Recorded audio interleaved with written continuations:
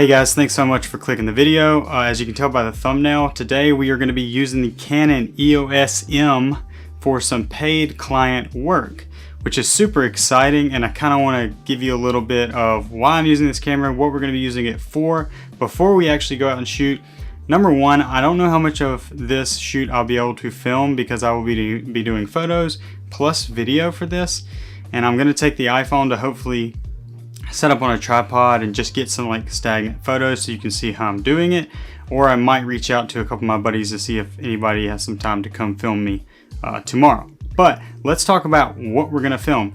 If you're familiar with just the world of photography when it comes to family portraits and things like that, there's this thing called maternity photos, and it's where, you know, a female who is going to have a baby will get photos of herself and her family possibly before the baby comes, and it's just like a nice snapshot of that moment right before you're adding that person to the family. A lot of people in the photography world would probably say that's not super sexy or exciting. To me, it has meaning. That's like the main thing for me. I get meaning out of it whenever it means something to somebody else. That's probably like my most favorite thing to shoot, not maternity content specifically, but just stuff that means something to somebody, and I know in 10 years they're going to look back and have a emotion when it comes to watching it. But that being said, there's also this trend going around where people are making videos. A lot of times it's like a gender reveal, and the video can be kind of lo-fi and it's all good. We did one for my son Hudson, and Hagen, I think, yeah, and Hagen. But that being said, there are some more cinematic approaches that people are going about, and it's not so much a reveal as just, again, a snapshot into that moment in time. So that's what we're going to be doing tomorrow. We're going to be shooting some photos with the Canon 6D. I'll share those just so you can see. I say 6D, it's the EOS R6 Mark II. It's not the 6D, it's the R6 Mark II. But then we're going to do the video that we're going to create is all going to be created here on the EOS-M Lite. Now the good news is, I've talked about it before, you don't necessarily want to trust this for professional work, not quite, but I'm going to have the R6 right there, so if something was to go awry, something goes wrong, I can easily just pick that up and shoot the video. But for that true filmic look that I feel like I've been capturing in my test footage, which you can see down below in the description, I think this camera is going to be perfect for that. So I'm super excited.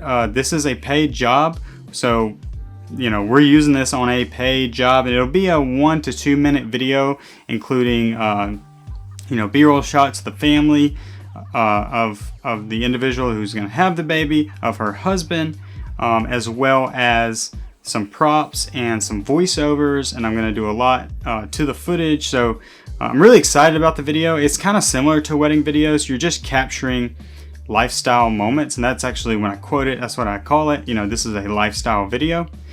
So yeah, super excited. Let's go do that, and then we'll come back here.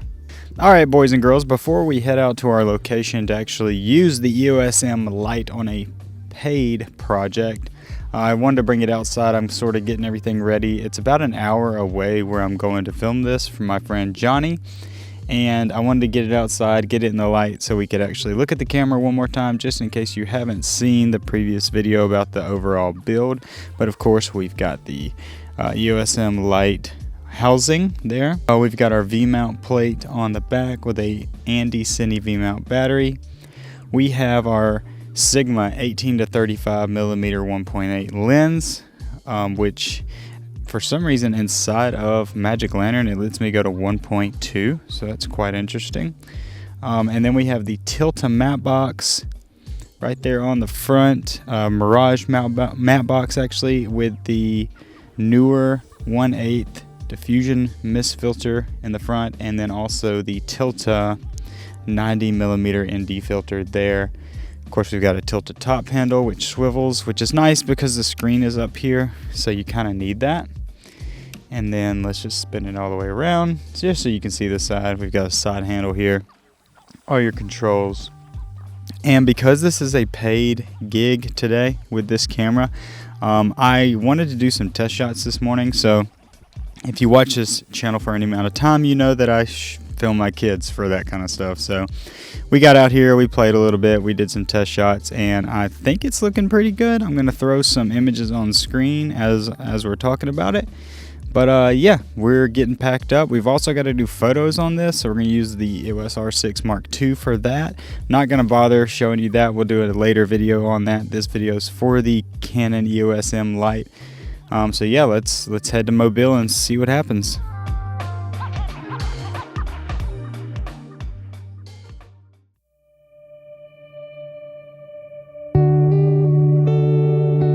Every morning is a new gift. Today, it's the most precious one. We're embarking on a journey, not just of growth, but of boundless love.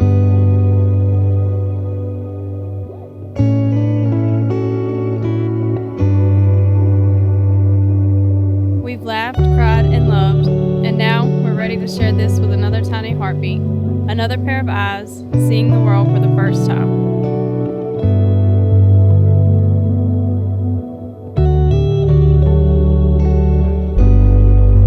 This is our legacy, the love we give and share, a family bound not just by blood, but by the profound journey of life.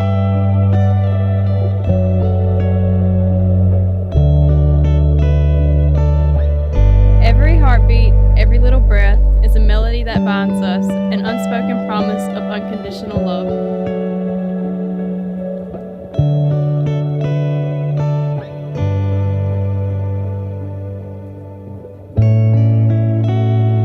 Welcome to our world, little one. Come as you are, and know you are always loved.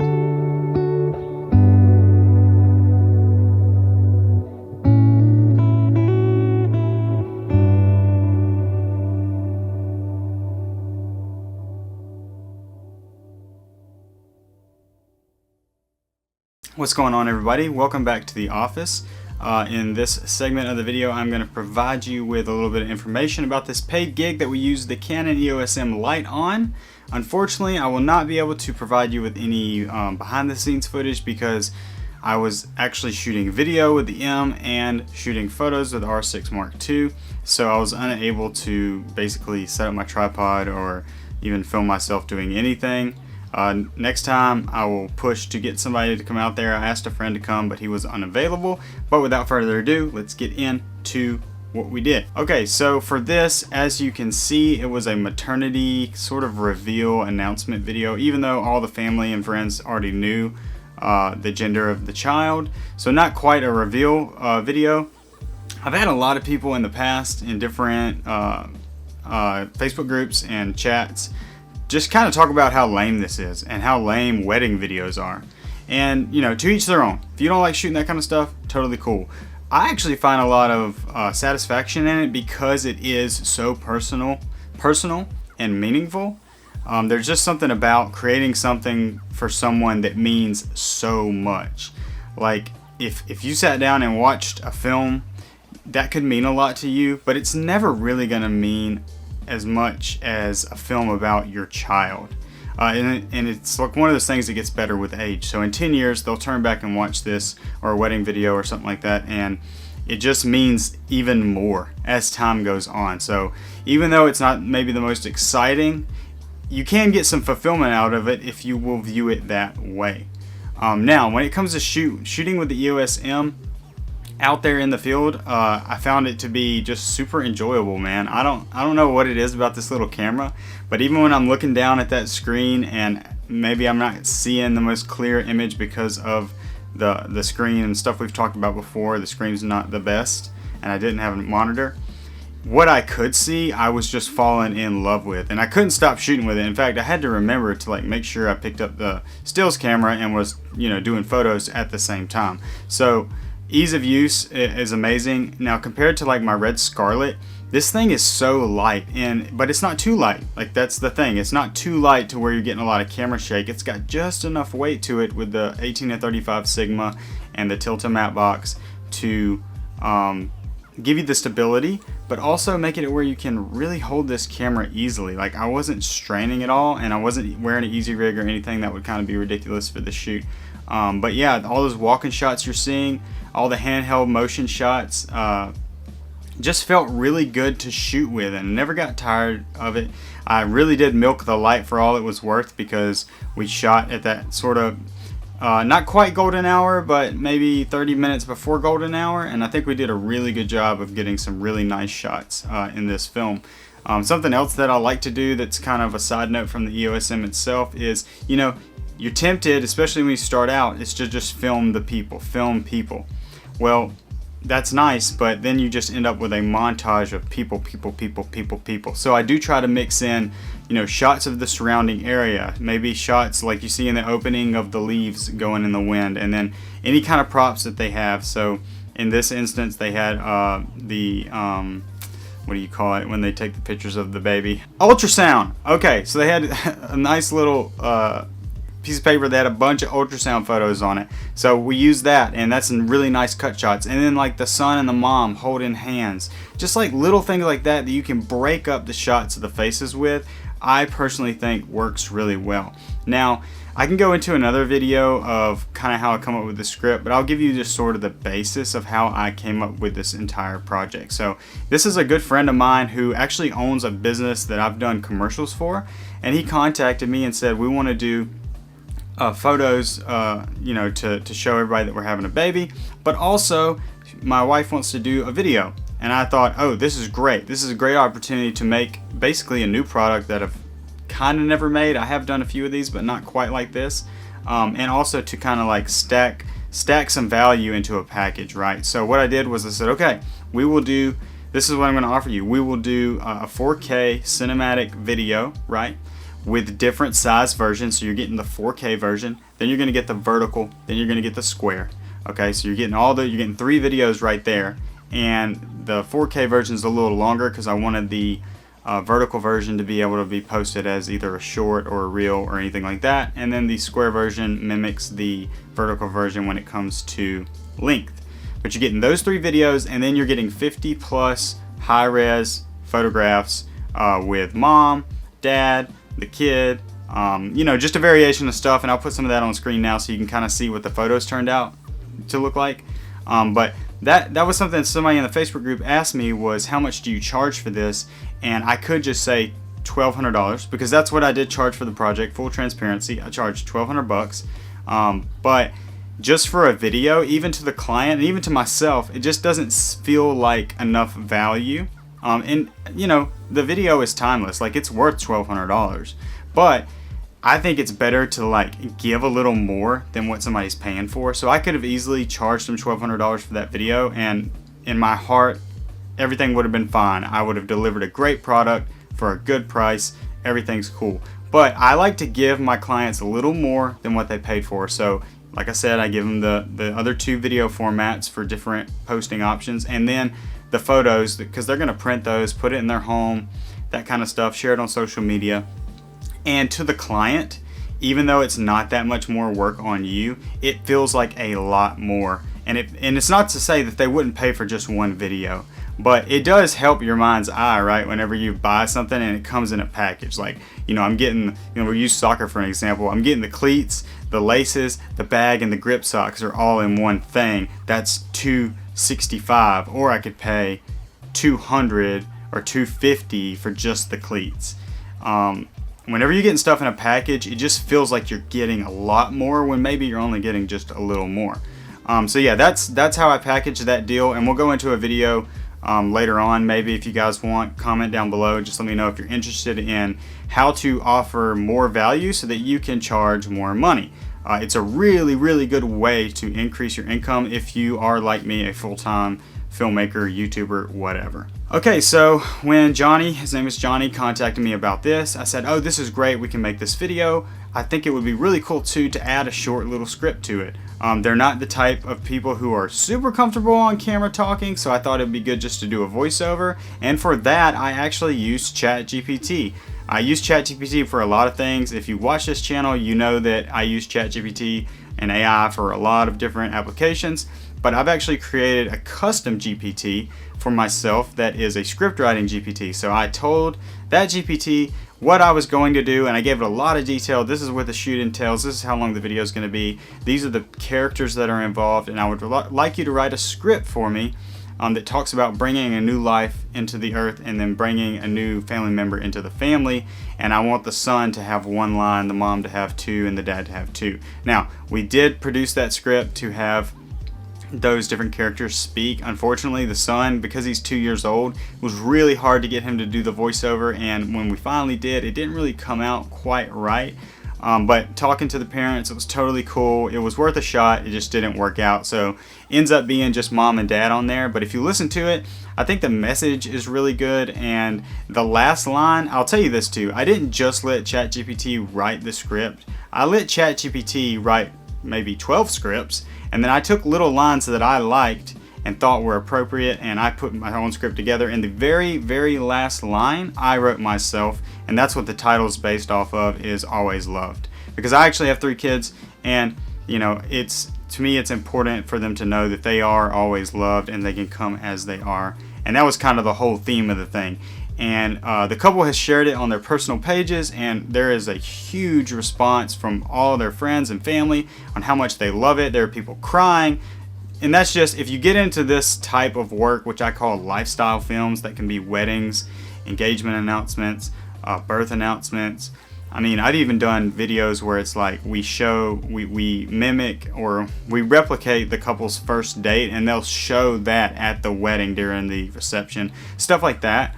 You're gonna find that it really does mean a lot to people, and you got to think about how far home video or video itself has come.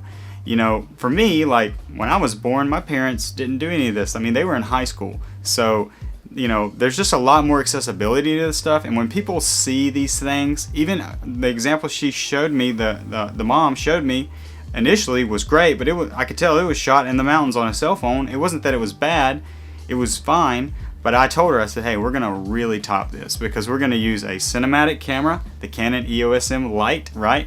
Which meant nothing to them. But when they saw the video, they said, oh wow, we didn't realize it was gonna look like they actually said, this looks like a Netflix film. So that was pretty fun. If you're in the EOS-M community, there's a little bit of encouragement there. Like, there are people who see this and they think it looks like Netflix. So I thought that was pretty cool. I'm having a lot of fun with this camera.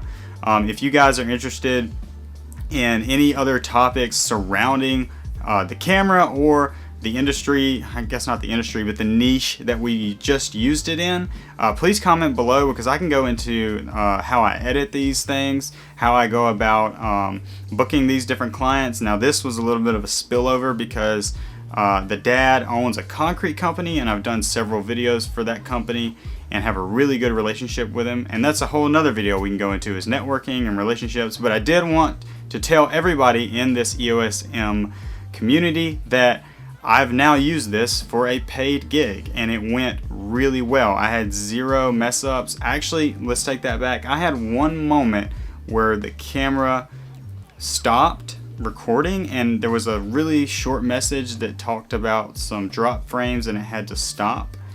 And I just reset and shot the shot again, and the day went on as normal. So that was like the only instance where there was even a hint of a mess up or a hiccup. Other than that, everything went seamlessly. So yeah, I'm really happy with it. I think for this B-roll type stuff, I'll probably lean towards using this camera and the Scarlett X. Just depends. I'm still sort of playing around with like which camera I like better. I know that sounds crazy because one of them is a $200 camera and the other one is originally like a $15,000 to $20,000 camera. And that's just a testament to the EOS-M and the EOS-M Lite, if you get it outfitted to have that cinema housing. It's wild to me. And you know, I've always been someone who loves to color grade but also struggles color grading. I know it sounds really weird, like I love it, but I'm not terribly great at it, and I'm just trying to work on it every day. But I found the EOS-M to be easier to color grade, and like I get to the final image that I want quicker. So don't know what that means. I know it means red is just really hard to color grade, but for the EOS-M, like even just straight out of camera with the standard you know, presets that are inside of the MLV app, I find that those are just perfect. Now I actually end up using AI and ChatGPT to do my color grading, which I have a video that I'll put down in the description for that if you're interested in how I use ChatGPT to color grade. But I actually just export all of my footage from MLV app in the Alexa log, which to me looks like the most flat image that I can get, and it maintains a lot of detail. And then I'll use ChatGPT to generate my film stocks, and then I'll use those film stocks to color grade too. Again, I have a video in the description you can watch. I know it sounds really crazy, but it works really well. And as somebody who's not a colorist, but really likes color and wants to emulate different film looks, it's made my job a lot easier. And is it cheating? Probably. But anyway, guys, thank you so much for watching this video, and thanks for all the encouragement that I've been getting from everybody and all of the subscribers that have been coming in. I really appreciate it. Please keep the comments going, even the negative ones, because I've had some pretty negative ones in the last week. But then again, I'm not trying to pose as like the best YouTuber of all time. This is just what I do, and now I'm documenting it. So thank you guys so much. If you have not done it yet, please like and subscribe, and we will see you in the next video. Peace.